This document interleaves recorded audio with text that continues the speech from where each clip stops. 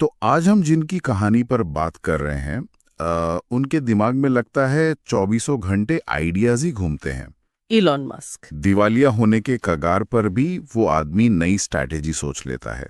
हम्म। हम Ashley veins की biography से कुछ बातें ले रहे हैं। हाँ। आज हम समझने की कोशिश करेंगे उनके सफर को, मतलब दक्षिण अफ्रीका में बचपन से लेकर सिलिकॉन वैली तक, और उनके जो बड़े बड़े विजन हैं। हाँ। कैसे एक लड़का जिसे स्कूल में सुना है बहुत तंग किया जाता था, जिसने कम उम्र में कोडिंग सीखी, वो Zip2 और फिर X.com जैसी कंपनियां कैसे खड़ी कर पाया। और देखिए, दिलचस्प बात यह है कि जब X.com, जो बाद में पेपैल बना, जब वो बिका और पैसा आया, तो उन्होंने वो पैसा किसी सेफ जगह नहीं लगाया या आराम की जिंदगी नहीं चुनी। अच्छा। नहीं, उन्होंने एक ज्यादा बड़ा और ज्यादा जोखिम भरा सपना चुना, स्पेस और इलेक्ट्रिक कारें। ये उनके कैरेक्टर के बारे में बहुत कुछ कहता है। हाँ, और ये सब तब जब .com बबल फूट चुका था, मतलब टेक्नोलॉजी का माहौल ठंडा था। बिल्कुल, ज्यादातर लोग पीछे हट रहे थे उस वक्त। और वो लॉस एंजलिस चले गए, वहां स्पेस एक्स और टेस्ला की नींव रखी। पर थोड़ा पीछे चलते हैं उनके शुरुआती जीवन पर। बचपन की मुश्किलें, फिर कनाडा में छोटी मोटी नौकरियां। हाँ, और यूनिवर्सिटी में ही वो कहते ने भविष्य के बीज बो दिए थे उन्होंने। Solar power, internet, space, electric cars, ये सब उनके दिमाग में तभी से था। तो फिर Zip2 से शुरुआत हुई। निवेशकों को मनाना वो सब आसान नहीं रहा होगा, पर कंपनी बिकी, पैसा आया। फिर X.com, वो तो बड़ा ही रिस्क था। ऑनलाइन पेमेंट का आइडिया जो बाद में पेपाल बना। हाँ, पेपैल एक क्रांतिकारी आइडिया था उस वक्त। लेकिन फिर उन्हें उसी कंपनी से निकाल दिया गया। हाँ, ये भी हुआ जब वो छुट्टी पे थे तब। लेकिन यहाँ उनकी बिजनेस की समझ दिखती है और टेक्नोलॉजी के ट्रेंड को पकड़ने की काबिलियत, खासकर जब वो मुश्किल दौर से निकलकर पेपैल आखिरकार ईबे को बिका, वो भी $1.5 बिलियन में। $1.5 बिलियन। हाँ। और फिर इसकी ठीक बाद फोकस बदला, स्पेस। मार्स सोसाइटी से जुड़े, नासा से रॉकेट खरीदने गए, बात नहीं बनी। हाँ, निराशा हाथ लगी। और फिर अपनी लगभग सारी कमाई जो पेपाल से मिली थी, वो स्पेसएक्स में लगा दी, रॉकेट बनाने में। बिल्कुल। और ये कोई आसान काम नहीं था। शुरू के कई लॉन्च तो फेल हुए थे। हाँ, सुना है। और इसी दौरान एक बहुत दुखद घटना भी हुई उनके निजी जीवन में। उनके पहले बच्चे की मौत सिड्स से। ओह। सूत्र बताते हैं कि इस गहरे दुख के बावजूद वो काम पर फोकस बनाए रखें। ये दिखाता है कि वो कैसे, मतलब, निजी भावनाओं को शायद काम से अलग रख पाते हैं। हाँ, फिर आई टेस्ला की कहानी। JB स्ट्रॉबल नाम के एक इंजीनियर से मिले वो। हाँ, वो काफी टैलेंटेड थे। फिर मार्टिन एबरहार्ड और मार्क टापेनिंग के साथ मिलकर कंपनी बनाई। क्लीन एनर्जी का विजन था।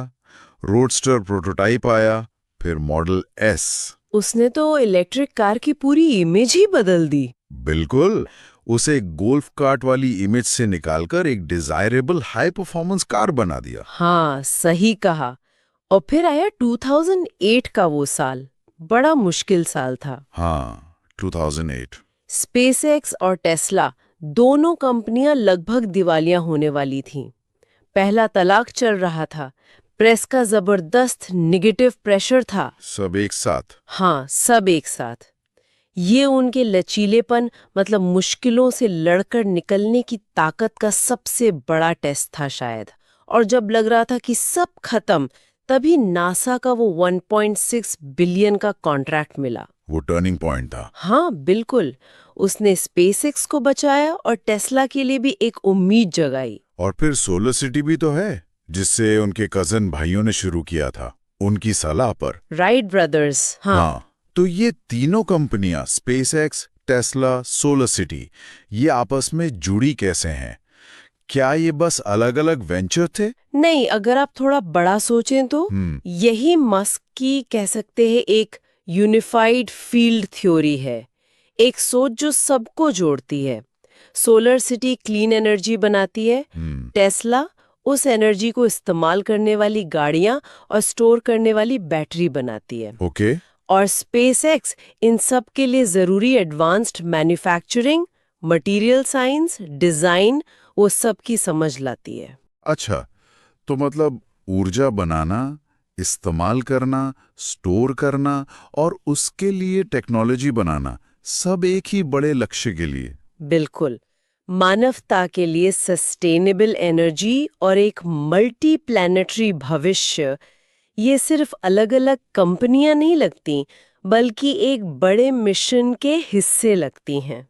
तो इन स्रोतों से यही समझ आता है कि इलॉन मस्क का सफर सिर्फ कामयाबी का नहीं रहा, इसमें जबरदस्त फेलियर भी हैं, पर्सनल ट्रेजेडी भी हैं, बच्चे की मौत, तलाक, वो खुद मलेरिया से लगभग मरते मरते बचे। हाँ, और बेहिसाब मेहनत।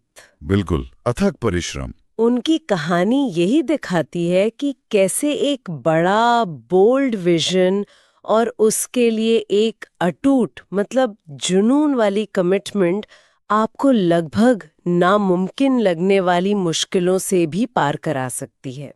और उनकी कंपनियों का आपस में जुड़ा होना ये भविष्य के लिए एक सोची समझी लंबी प्लानिंग दिखाता है। और आज हम देख ही रहे हैं, स्पेसएक्स लगातार रॉकेट लॉन्च कर रहा है, सैटेलाइट इंटरनेट ला रहा है, टेस्ला इलेक्ट्रिक कार इंडस्ट्री को लीड कर रही है। सोलर सिटी जो अब टेस्ला एनर्जी का हिस्सा है, वो भी एनर्जी सेक्टर में बड़ा बदलाव ला रही है। हाँ, ये सब तो है, लेकिन यहाँ एक सवाल मन में आता है।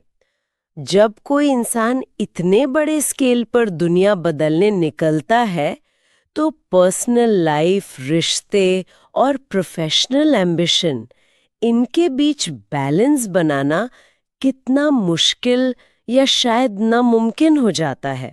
और क्या इस तरह का जो अथक समर्पण है, जो कभी न रुकने वाली जिद है, क्या वही ऐसी असाधारण कामयाबी की कीमत होती है? ये सोचने वाली बात है।